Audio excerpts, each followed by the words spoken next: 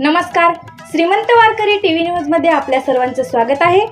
या क्षणाची सर्वात मोठी बातमी 22 जानेवारी 2023 रोजी श्री क्षेत्र अयोध्या नगरीमध्ये प्रभू रामचंद्राच्या मंदिराचे उद्घाटन होणार असून प्रभू रामचंद्रांची जन्मभूमी अयोध्या नगरीमधून श्री क्षेत्र आळंदी देवाची या ठिकाणी कलशाच्या रूपाने सर्वांना आमंत्रण देण्यात आले। त्यावेळी श्री हरिभक्ती पारायण गुरुवर्य शंकर महाराज पंचाळ गुरुजी यांच्या हस्ते कलशाचे पूजन करण्यात आले।